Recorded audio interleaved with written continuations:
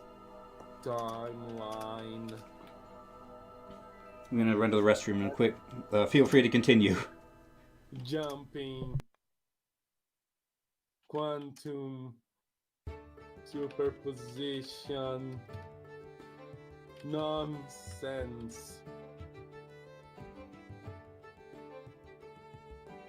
No. Zorsai's shaking his head.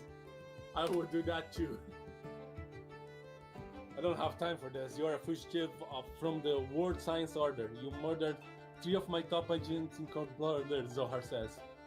Where your agents? Funny beasts.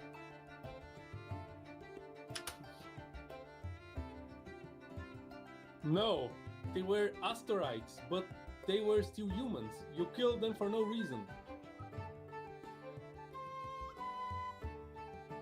I didn't kill anyone, and you have... I didn't kill anyone, and you have no way to prove what you are saying is true. I don't need to prove it. I need you to stop. There's a flash, and the room is cloaked in darkness once again. When the light fades, the funny beast has disappeared. Oh, he was a funny beast in disguise. Oh no.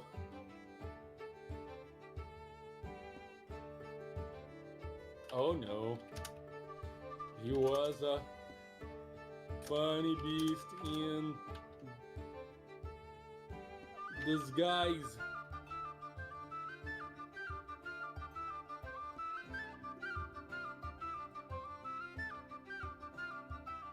Perhaps though why we would do that is beyond me, Zohar says. Wait, what? Is Zohar still with us? Wait. Weren't you the funny beast in disguise? Zohar?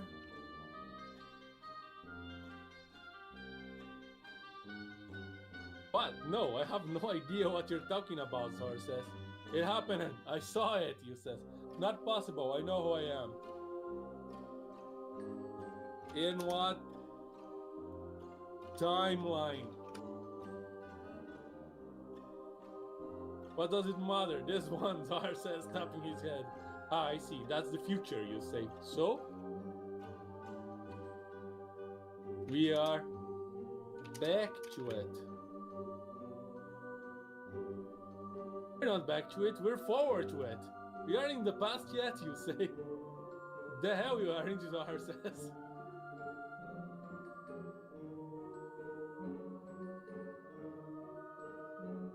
What is was, what was will be.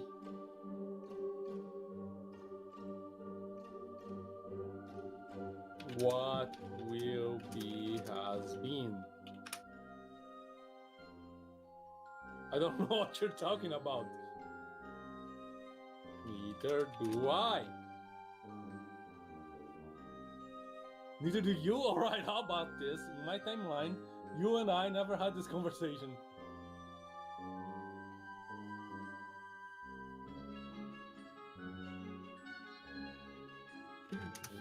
Fine by me. Good. Therefore, it cannot be the Zohar you knew, hence, me killing you would mean nothing since you would never meet me. Boo, you're the same person no matter what. Also, no one is killing anyone anymore. We'll see. Zohar pulls a strange metal disc with 2 handles from his pocket. Oh no.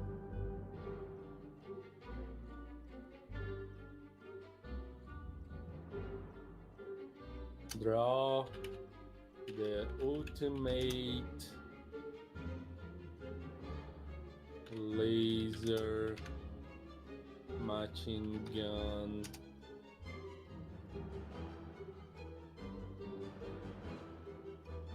of doom. You pull out the laser machine gun and begin firing at Zohar. Well, this escalated quickly. You dodged your shots by floating back. It's not working, Zohar says. You continue firing, but nothing happens. Zohar suddenly sprouts a mouth on his arm. Wait, what? What? It bursts open, revealing a whole mouth filled with teeth. What the hell? This is going too far, you say, backing away. Zohar's arms begin crawling towards you, okay?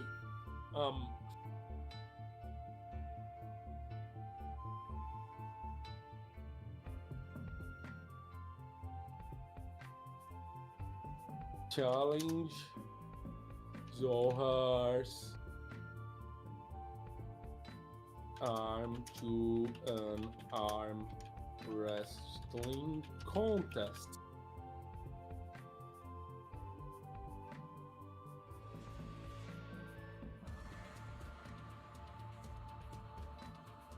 You grab Zohar's arm and immediately start twisting it.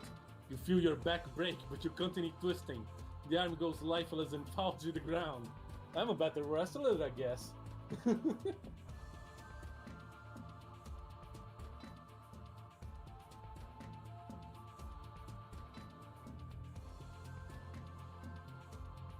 Is it over?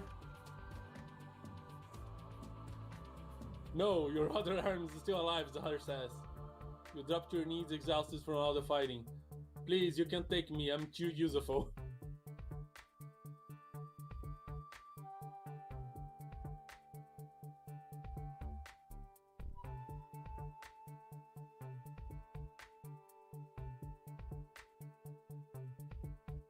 You say, no, you're done. I'm sending this entire city and everyone in it to oblivion. What? Kyring would be better.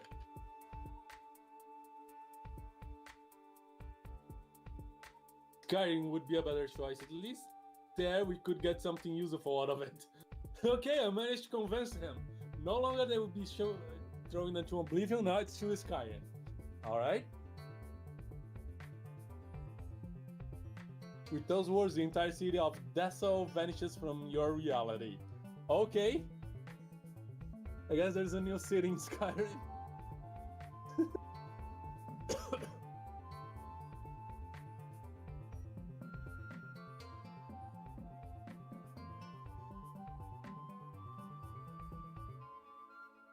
I do not know what to do anymore.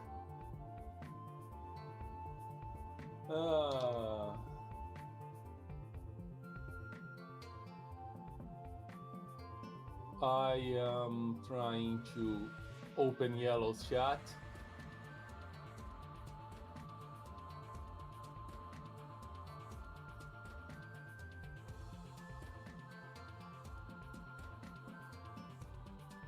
Let's see the reactions to this nonsense.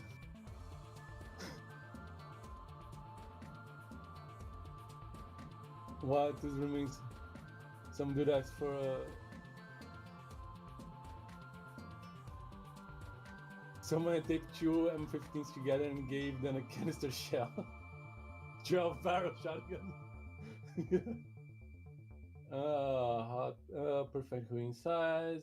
Reminds me of something that happened. Some dude asking me for a lighter for a cigarette in the middle of a night in front of a church, and when I said no, he just remembered about a cheeseburger. Maybe he was insane or something, real strong. Yes, it was something happened in real life. Kinda scared the heck out of me. Okay.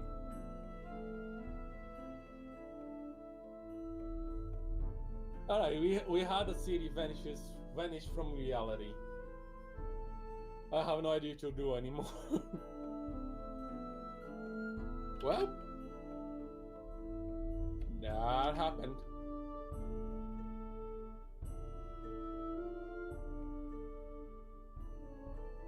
Indeed, Zahar says, I suppose it means we're back to the future.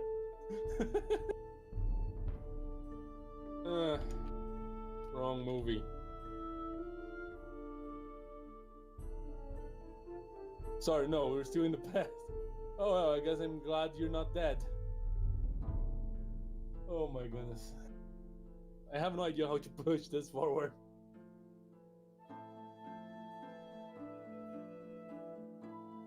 Yellow, where are you?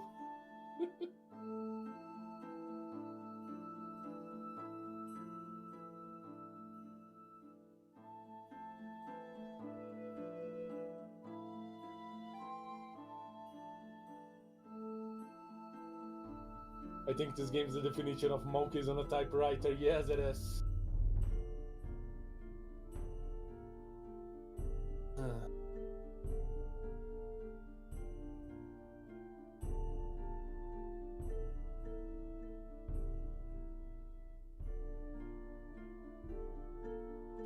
Why would you be?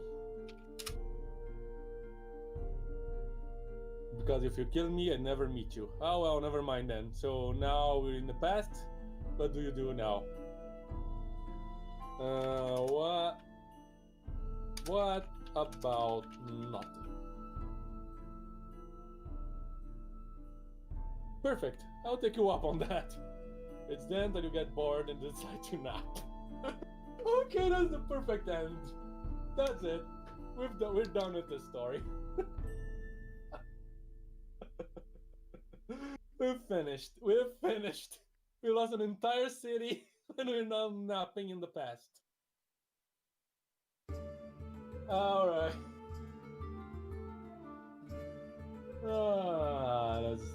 That's ridiculous.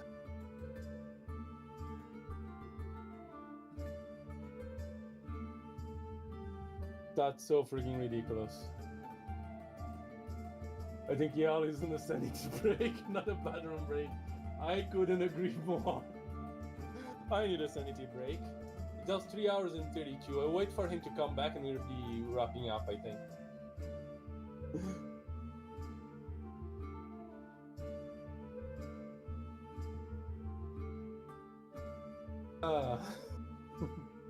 Okay, I return. Dare. I think I finished the story. What?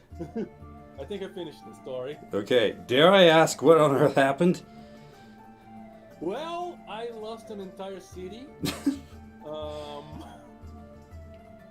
It vanished from reality.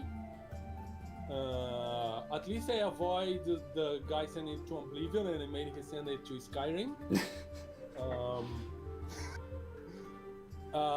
And then we figured out we were in the past. We decided to do nothing about it and take a nap. Okay. And that's when I decided to stop the story. Think that's the end, or do you want to pick up? I think that's the end. We are 3 hours and a half. Yeah. And I think it is stopped. Okay. Yeah. Okay, I'm laughing like crazy now. I managed to miss with my ultimate laser machine gun of doom. Okay. Well, that was an experience. Yes. Not sure what else to say about it, honestly. Yeah. Right, I think I can turn the music off now. Yeah. There we go. There we go. Huh. Yes, the quiet helps. The quiet helps. Okay. Oh. So, yes, that was certainly something. So, upcoming things on the schedule. Tomorrow I will be doing more black and white. I will probably be finishing it up tomorrow. I think I can manage that. And then Thursday will be more Skyrim. Like, I've been having fun with Skyrim. I don't really want to wait until next Thursday, but I don't think I can squeeze in another stream before then. I don't know. We'll see. Depends on how other things go, but probably not. Just because the first half of the week I'm usually pretty booked. Excuse me. When do you stream during the like Monday through Wednesday shifty? It's Monday and Wednesday. Monday and Wednesday. Okay, so nothing on Yeah. Tuesdays. Mm-hmm. Hmm. I might be able to do something on Tuesday. Maybe. We'll And see. that's 8 p.m. GMT LS3, and it's out and out currently. And then tomorrow I'll be playing more Outer Wilds Ooh. at How's it 3 going? p.m. It's a pretty interesting game. Hmm. It's an investigation game Mm. in space, Yeah. and it's pretty interesting. Yes. I will get to it at some point. The thing is, I don't want to stream it. I want to make videos because I feel Mhm. like that's something I should experience without an audience, like a live audience, because that fundamentally changes um, the experience. It makes it much less, usually makes it much less impactful um, Mhm. and much less serious. Cobalt says, "Oh great, Yellow's addicted already, presumably to Skyrim." Yes, I suppose so. Yeah. But yeah. And next Saturday, more GMT Let's 3 more Hades. Mm-hmm. Today I actually managed to reach the what I believe to be the final boss of that game, even though he demolished me. I'll keep trying. Almost finished the game. Mm-hmm. And if I finish the game, I probably will continue playing to unlock more things because a lot of the side stuff is very interesting. Hmm. Okay. And also on Saturday, 1 week from now, is Mhm. Halloween. Exactly. And That's we will be right. playing. Right. I didn't mix up the day again, did No, no, I? no. This time it's correct. It's Okay. the 31. Okay. Yes.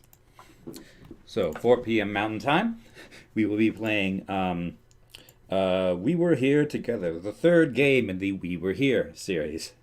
Um, Indeed. So we will probably not be watching chat for that one. So I'll have to get a Mhm. moderator to like who can ping me if something goes wrong or something. Anyway, so yes, um, I think that fills out our schedule, right? Indeed. Okay. Whew. Okay. Thank you all very much for whatever this was, and we'll see you next time. Bye. Bye.